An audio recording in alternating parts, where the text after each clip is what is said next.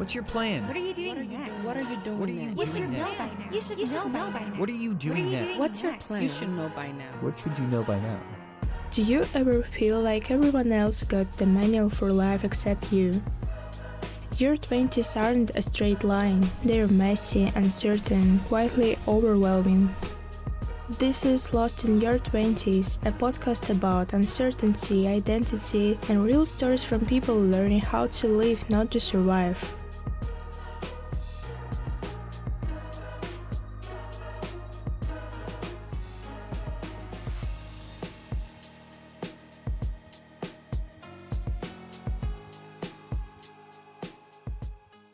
Hi, welcome back to Lost in Your 20s, place where we talk about feeling lost, confused, and everything in between. Today's episode is called I Grew Up Too Fast. And before we get into it, I want to share a story of someone really close to me, because sometimes it's easier to understand a feeling when you hear it through someone else's life. And I feel like this is something a lot of people carry inside them, but don't always have the words for, because sometimes you don't even realize you grew up too fast until you finally slow down, until you look around and your life feels different from what you imagined it would be. In your 20s, there is this idea that you're supposed to be figuring things out, trying new things, making mistakes, changing your mind. You're supposed to have time to be unsure, time to explore who you are. But what happens when you didn't really get that time? When life pushed you into responsibility before you even understood yourself? Sometimes growing up fast doesn't look dramatic. It looks like being mature, responsible, strong, the kind of person everyone is proud of. But no one really asks what it feels like on the inside. And this is her story. I got married really young, honestly, earlier than I ever imagined. It wasn't something I planned for myself. It was more like something that was expected. My parents believed it was the right thing to do, and at that time I didn't feel like I had a real choice. I remember feeling confused, like I was stepping in a life I didn't fully understand yet. Everyone around me was saying it was the right time, but inside I didn't feel ready. I just didn't know how to say no. When I first heard her story, it didn't shock me as much as I expected.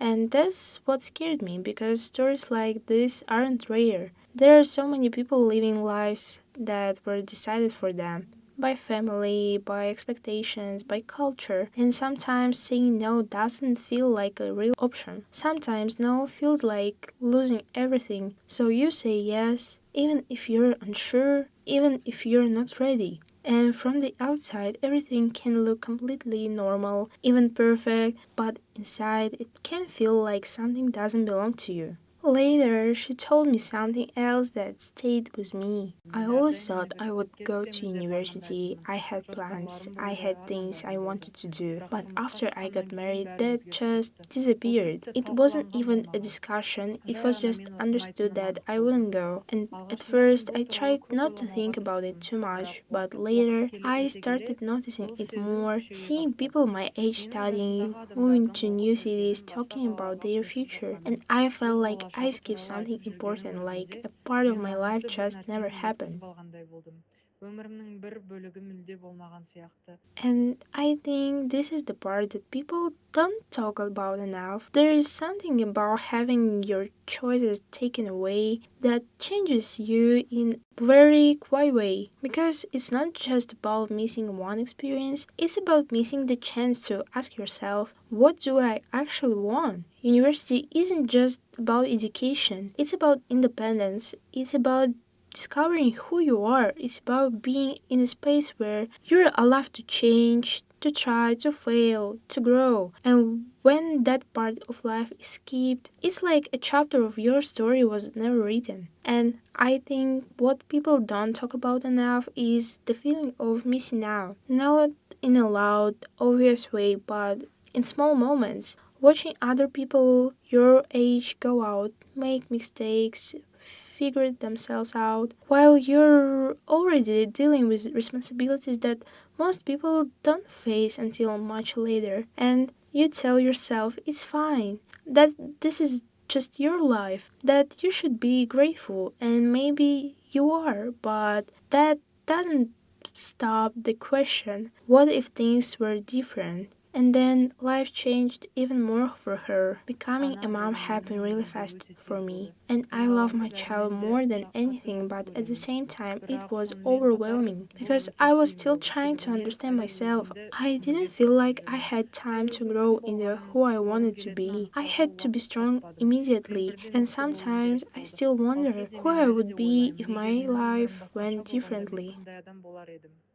Listening to her, I realized something really important. Becoming a parent is one of the biggest responsibilities in life, and for some people, it comes before they even understand themselves. And I think that takes a kind of strength most people don't even realize. To care for someone else while you're still learning how to care for yourself, to show up every day even when you're overwhelmed or unsure, that's strength. Strength doesn't cancel out the questions or the quiet thoughts that come at night, the what ifs. I think one of the hardest things to admit is that you can love your life and still feel like you lost something. You can love your family, your child, your reality, and still grieve that version of your life that never happened. And that doesn't make you a bad person. That makes you a human. We don't really talk about that kind of grief because it feels wrong, but it's real and it deserves space. This is what Lost in Your 20s is really about. Realizing that there is no one correct timeline. Some people figure things out later, some people start over, some people feel lost even when everything looks perfect, and some people had to grow up before they were ready. If you feel like you grow up too fast, if you feel like you miss something, I just want you to remember this. You didn't miss your life, you're still in it, and it's not too late to choose yourself.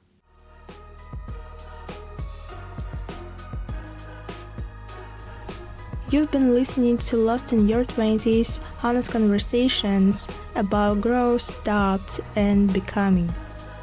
If you're still finding your way, you're not alone.